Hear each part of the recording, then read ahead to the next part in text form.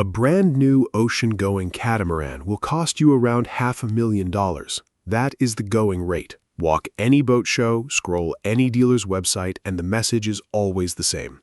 If you want a multi-hull that can genuinely cross an ocean, bring a fortune.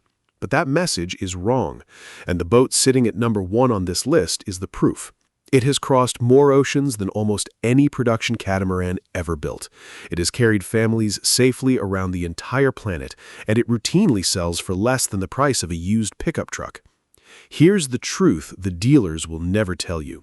There's an entire hidden tier of catamarans, built mostly between the early 1980s and the late 2000s, that will carry you and your crew safely across an open ocean for well under $200,000. These are not toys. They are not coastal cruisers pretending to be something they are not.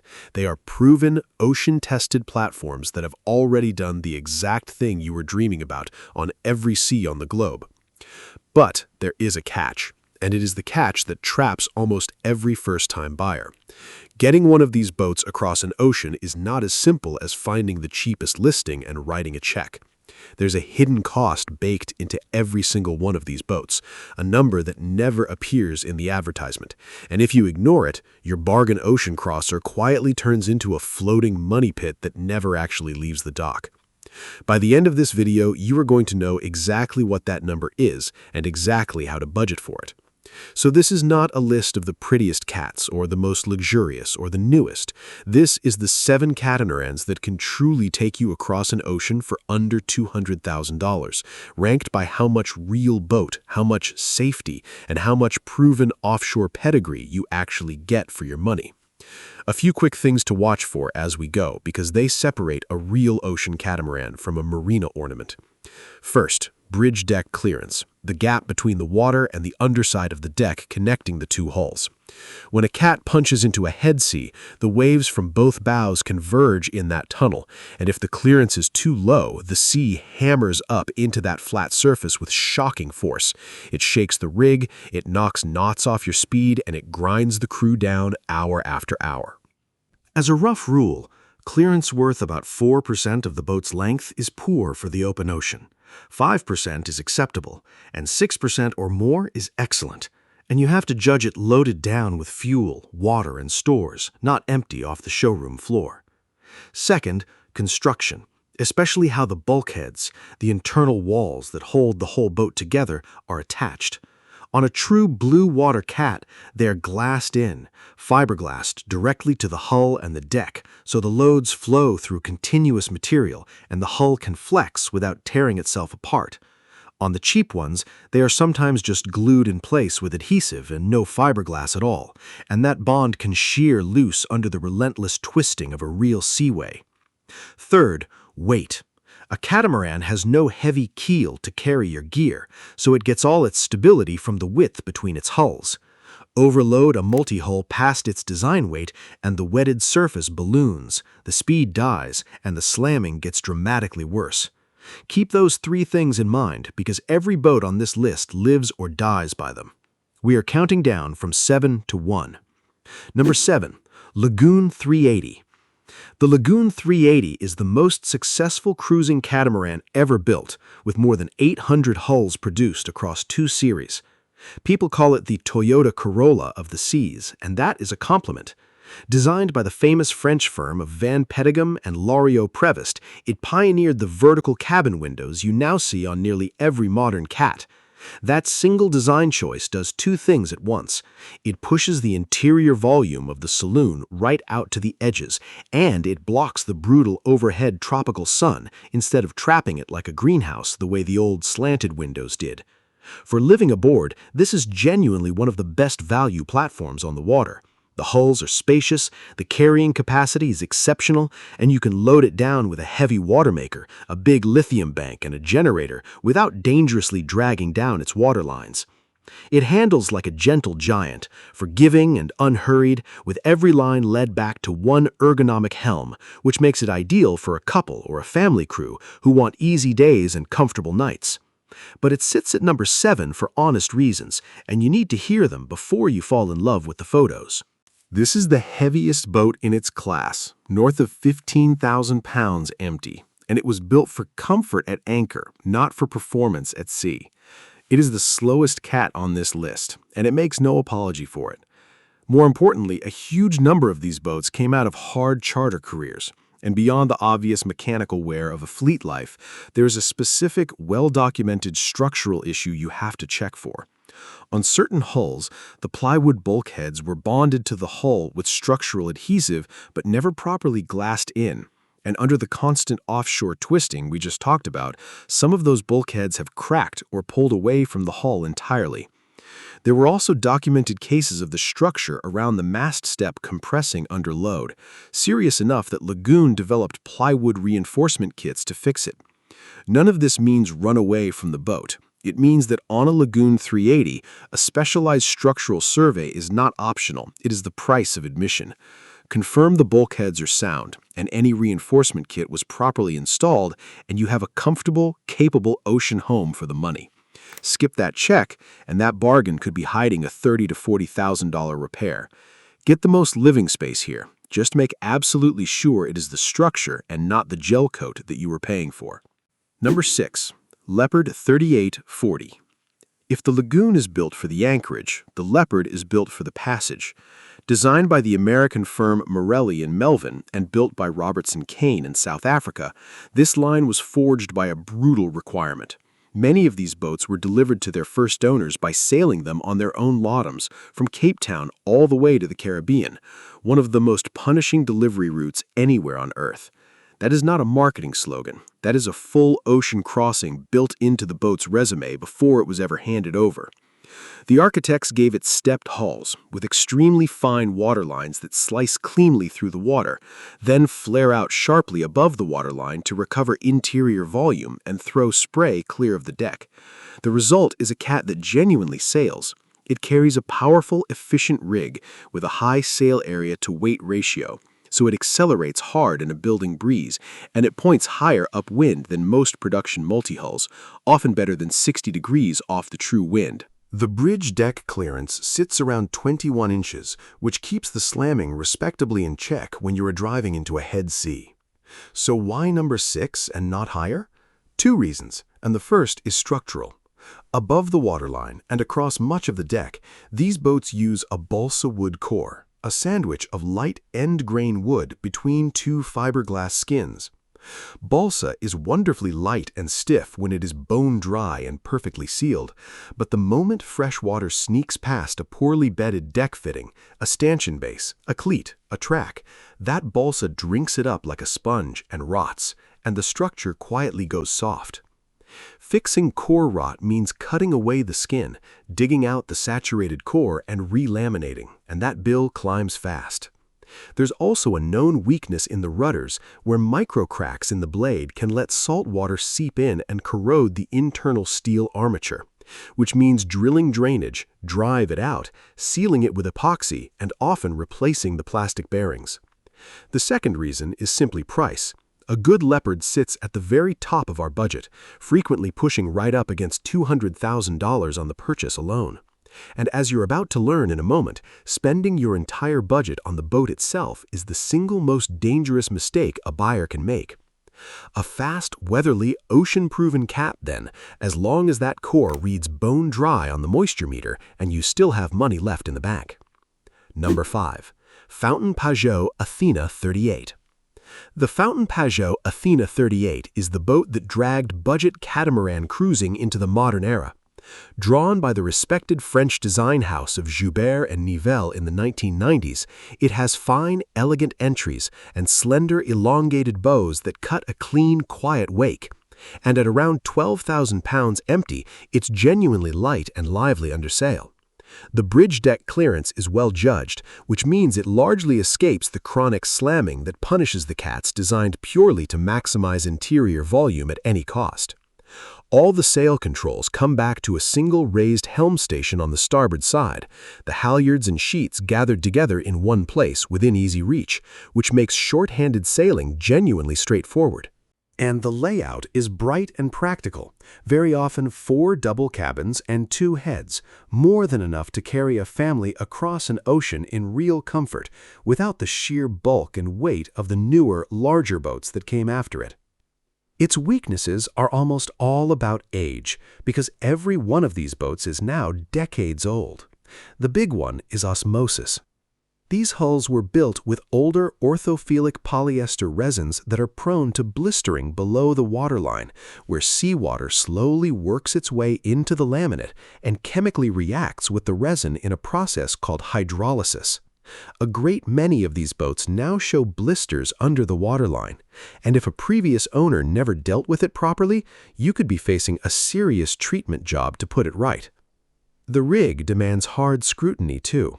The original fractional rig, with its tapered mast and spreaders, loads up its anchor points heavily, and any hint of metal fatigue or cracking at the chain plates or the spreader bases means immediate replacement, a common and necessary expense on the second-hand market. And the original Yanmar engines, if they are still aboard carrying thousands of hours, are very likely candidates for a full rebuild or replacement. None of this is unusual for a boat of this vintage. It simply has to be found and budgeted for before you leave, not discovered the hard way halfway across an ocean. A light, agile, genuinely modern ocean cruiser, priced with just enough room left over to fix what the years have done to it. Number 4. Privilège 37. If the others are sensible, the Privilège 37 is the aristocrat of this list. Built by the French yard Jeanton Marine, which later became Aliora Marine, and designed by Marc Lombard. The Privilège line earned itself the nickname the Mercedes of the multi-hull world back in the 90s, and the construction is exactly why. This boat uses a heavy, serious laminate, thick biaxial fiberglass of very high weight, laid over a substantial structural PVC foam core, and that combination makes the hull both extremely stiff and highly resistant to osmosis and deformation, immunizing it against the very problem that haunts some of its rivals. Its signature feature is the central nacelle, an extension of the foredeck that bridges the two hulls and creates one uninterrupted space wide enough for an enormous transverse double berth, giving you a true owner's suite that feels nothing like a typical 37-foot boat. And that heavy build pays for itself at sea in a way no spec sheet captures. At more than 14,000 pounds empty and often pushing 8 tons fully loaded, the Privilège tracks as if it is running on rails, pushing through chop with a smooth, planted, deliberate motion where a lighter tat would skip and slam and bang. Thanks to that extreme stiffness, it even points upwind surprisingly well because the hull is not bleeding away your wind energy by flexing and twisting every time a gust hits. The price of all that quality is weight and complexity, and you should go in with your eyes open. That protruding central nacelle does reduce the clearance right in the middle of the boat, so you will hear real acoustic slamming when you cross steep, confused crossing seas. And these were luxury yachts in their day, which means a complicated network of plumbing and wiring buried throughout the boat, sometimes including air conditioning, a generator, and multiple refrigerators. As all of that ages, it demands serious maintenance skill, and the access to some of those valves and pumps can be genuinely cramped and awkward. But if what you want is the strongest built, most solid-feeling boat in this entire price range, a true heavy displacement blue water hull that simply shrugs off the conditions that rattle and bang the lighter cats to pieces, the Privilège 37 is very hard to beat. It is the closest thing to a genuine luxury Bluewater Catamaran that this budget can possibly buy. Now, before we get to the final 3, we have to talk about that hidden number I promised you at the very start, because it is the single thing that separates the people who actually cross oceans from the people whose dream boat slowly rots at the dock. The industry even has a name for it. They call it the make-ready delta. It is the gap between the price on the listing and the real amount it costs to make that boat genuinely safe to cross an ocean. And on a 15 to 30-year-old catamaran, that gap is enormous. The deadly mistake, the one that traps people again and again, is to take your $200,000 budget and spend $190,000 of it on the boat, because now you own a beautiful catamaran and you have no money left to make it seaworthy. The smart move is the exact opposite. You buy the boat for somewhere between $110,000 and $140,000, and you deliberately keep $60,000 to $90,000 in the bank for the refit. Why so much? Because the standing rigging alone, the wires holding your mast up, runs $15,000 to $20,000, and most insurers will flatly refuse to cover an ocean passage if that rigging is more than about 10 years old. A fresh set of offshore sails, $10,000 to $20,000. Replacing 2 tired diesel engines together with their sail drives, $36,000 to $50,000. Though a thorough major service of sound engines instead might be only a few thousand. Treating that osmosis properly, peeling the gel coat, drying the hull for weeks, and laying on epoxy barrier coats, $10,000 to $15,000. A modern lithium and solar system so you actually have power out there, $8,000 to $12,000. And the safety layer, a life raft, a water maker, an AIS, and proper offshore electronics, another $10,000 to $18,000. That is the true cost of crossing an ocean. And it is precisely why how you split your budget matters far more than which boat you happen to fall in love with. And this is exactly the kind of hidden cost the Bluewater Buyer's Manual was written to expose. It is my 296-page guide to inspecting one of these boats, judging its true condition, surveying the structure, and pricing the real refit before you ever spend $1. The link is in the description. Number 3. PDQ 36 Capella. The PDQ 36 is the engineer's choice, and once you understand how it was actually built, you will see why it cracks the top 3 despite being one of the smaller boats on this list. Built by PDQ Yachts in Whitby, Ontario, and designed by Alan Slater, only about 100 were ever made, and every single one was built to a standard the big mass-production European yards simply never matched. The hull is a structural cledge cell foam core wet out with vinyl ester and isophthalic resins and then vacuum bagged for a perfect laminate, with carbon fiber and triaxial cloth reinforcing the main load-bearing beams. In plain English, that gives you an exceptional strength-to-weight ratio and a hull that is almost completely immune to the osmosis that plagues so many of its contemporaries. And it sails beautifully. With a very low displacement-to-length number, around 88, it is light and quick. It sails remarkably flat with barely 5 degrees of heel, and it tacks crisply through 35 to 40 degrees, far sharper than most cruising cats will ever manage. That weatherly, sure-footed feel comes from a clean, symmetrical hull shape and well-profiled rudders. And on the later long-range cruiser version, twin inboard Yanmar diesels replace the outboards entirely, giving you proper charging and more range if you can track one down. Despite being only 36 feet, its clever stepped 3-level profile somehow fits in 2 transverse queen-size berths, a genuine rarity at this size. The cautions here are about systems, not about structure, which tells you everything about the quality of the build. Many were powered by 2 retractable outboard engines tucked into wells in the hulls, and you have to check the seals on those wells carefully because a failing seal can let exhaust fumes vent back up into the cockpit. The earlier boats, built before about 1994, used a push-pull cable steering system that tends to stiffen up with age, and the common sensible fix is to convert it to a smoother pull-pull setup. And like most boats of its era, the seals around the big acrylic saloon windows eventually start to leak and need careful resealing to protect the woodwork inside. But not one of those is a deal-breaker. And here is the quiet advantage that lifts the PDQ so high up this list. Because it so often sells well under our budget ceiling, sometimes for around half of it, it leaves you the single biggest make-ready cushion of any boat here. You get a bomb-proof, osmosis-proof, genuinely fast little ocean cat, and you keep a large pile of cash to prepare it properly. That exact combination, a sound boat and a full refit budget, is what actually crosses oceans. Number 2. Seawind 1000. The Seawind 1000 is a proven ocean survivor hiding inside the body of a fun, breezy weekender, and that disguise is exactly what makes it so special.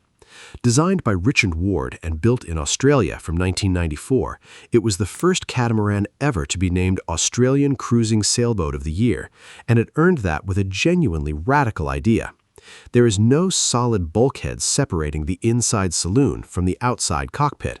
Under a hard, protective bimini top, the living space and the cockpit flow together into one open, connected area with a full 360-degree view from twin wheels set out to either side. In the tropics, that cross-ventilation and that all-around visibility are simply glorious, and they make the boat feel far larger than its length suggests. The later 10,000 XL stretched the stern scoops out by a couple of feet, lengthening the waterline to take the hobby horse pitching out of the motion and add a little speed. And at only around 4,000 kilos, fitted with a self-tacking jib, this boat is genuinely quick in light air, ghosting along happily in the kind of soft breeze where heavier cats are already firing up their engines. But do not let that easygoing, open-plan personality fool you for 1 second about how tough it really is. Seawind 10,000s have survived Category 5 cyclones, surfing down enormous breaking seas at over 25 knots under bare poles, their fine, slippery hulls slicing through conditions that would savagely punish a fatter, boxier boat. That cyclone survivability is not luck. It comes straight from the low weight and the narrow, knife-like hulls, which simply refuse to trip and dig in the way a heavy, beamy boat does when a breaking sea catches it broadside. This is a deeply seaworthy design with a real offshore record. The trade-offs all come from those outboard engines. They put out very little electrical charge through their small alternators, so you will need a serious solar array or a portable generator to keep your batteries topped up on a long passage.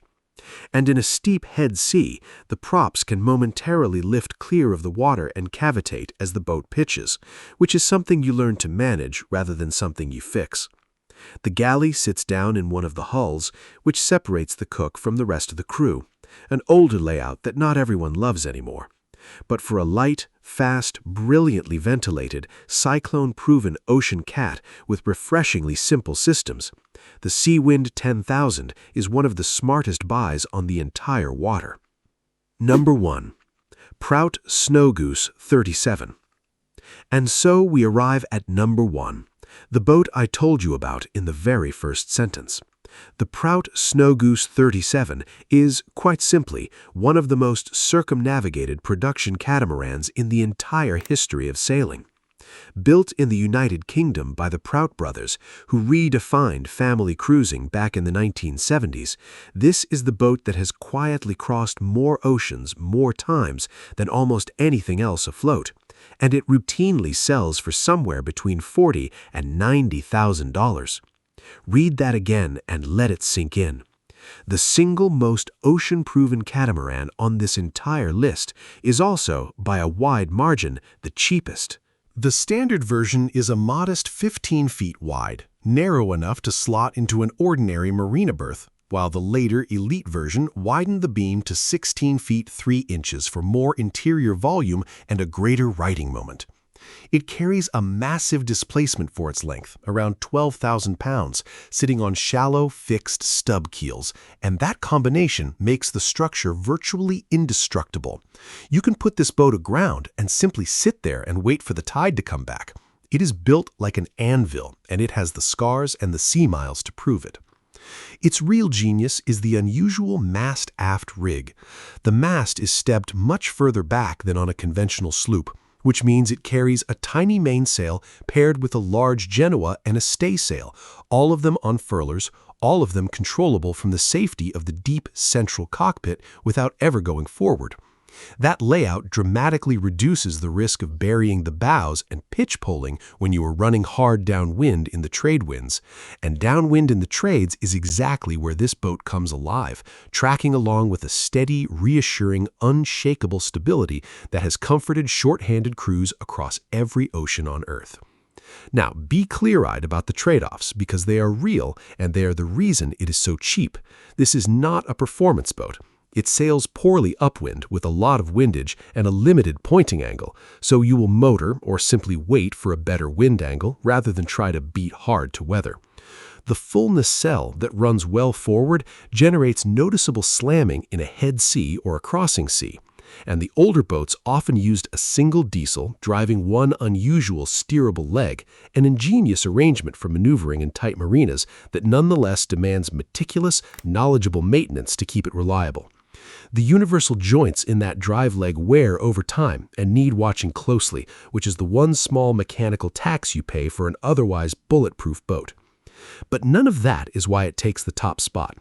It is number one because it answers the exact question this video asked better than any other boat in existence. It has already crossed every ocean on the planet many times over. It is very nearly impossible to break. And because it costs so little to buy in the first place, it leaves you the largest possible budget of any boat here to refit it to a flawless, fully prepared standard and still come in comfortably under $200,000. For raw safety, proven pedigree, and sheer value for an ocean crossing, nothing else on this list comes close to touching it. So there they are, the 7 catamarans that can genuinely carry you across an ocean for under $200,000. The opulent, rock-solid Privilège 37, the fast and weatherly Leopard, the agile and modern Athena 38, the spacious and forgiving Lagoon 380, the precision-built and osmosis-proof PDQ 36, the cyclone-proven Seawind 1000, and the indestructible ocean-conquering Prout Snowgoose 37 right at the top. But please remember the real lesson buried inside this list, because in the end it matters more than the ranking itself. The boat that actually crosses an ocean is almost never the one with the lowest price tag in the listings. It is the one whose owner understood the make-ready delta, who bought with money still left in the bank, and who then spent it exactly where it counts, on the rigging, the engines, the structure, and the safety gear that the open ocean genuinely demands of you. Buy the cheapest listing you can find and pour every last dollar into the purchase, and you will own a beautiful dream that never once leaves the dock. But buy wisely, keep that refit budget intact, and any one of these 7 boats will carry you over the horizon and bring you safely home again. The ocean does not care what you paid for the boat. It only cares whether the boat under your feet was truly ready. Choose the one that fits your budget with real room to spare, prepare it properly without cutting a single corner, and the horizon is yours. If this helped you see the whole thing a little differently, do me a favor and hit that like button. Subscribe for more honest, no-nonsense sailing breakdowns, and tell me down in the comments which one of these 7 you would point at the horizon first. Fair winds, and I will see you in the next one.